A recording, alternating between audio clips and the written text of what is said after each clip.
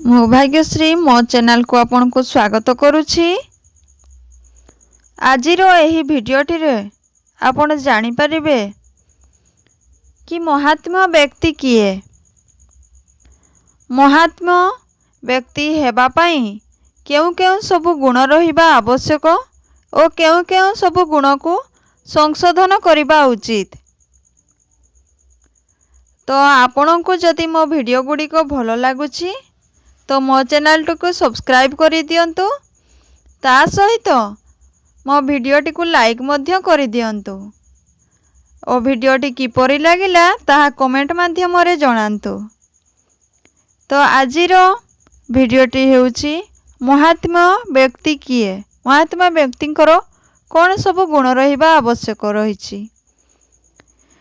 जिए क्रोध और शोक को निज मध्यरे प्रवेश कराई देई न थाए, मन विवेक को आयत्तरे रखिबाकू सक्षम होई थाए, से ही प्रकृत रे महात्मा व्यक्ति होई थाए। तो क्रोध जिए निजर मन रे क्रोध को प्रवेश करिबाकू न दिए। क्रोधर अर्थ हेउछि राग।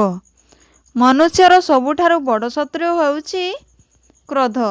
काहेकि ना क्रोध रे मनुष्य कोन करे से निजे मध्य किछि जानि पारे नाही कि क्रोध रे अनुभव मध्य करे नाही से भूल किछि करूछि कि तार क्रोध रे व्यवहार रे केही जणे कष्ट पाउछि कि।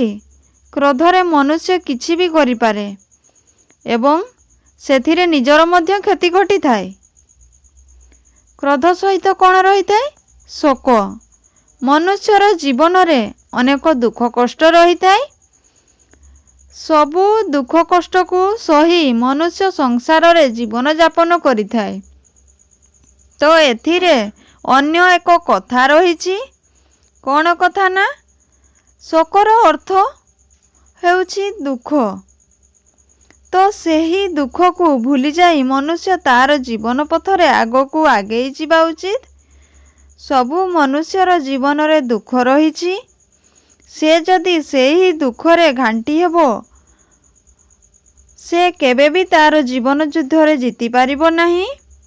तेणु दुख को भूली मन रे चापी काहारी को प्रकाश न करी जीवन रे कर्म करी आगो को आगेई जिबा उचित।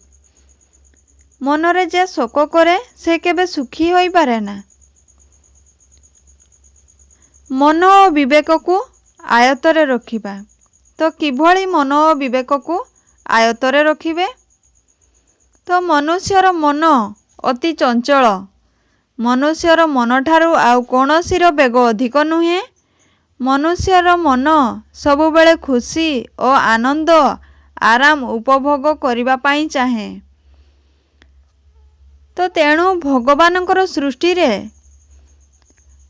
जीवजंतु कर्म कले जाई खाइबा पाई खाद्य मिले। मन को आयत्त करि जानिले मनुष्य सुखी होई पारे। मनुष्यर कर्म ठीक कि भूल विचार करिबा पाई मनुष्यर विवेक शक्ति रही थाए। विवेक को आयत्तरे रखी उचित और अनुचित विचार करि पारिले मनुष्य सुखी हुए। तेणु जिए क्रोध और शोक को निज मध्यरे प्रवेश कराई देई न थाए, मन और विवेक को आयत्तरे रखिबाकू सक्षम होई थाए, से ही प्रकृत रे महात्मा व्यक्ति होई थाए। से ही संसार रे सुखी होई रही थाए।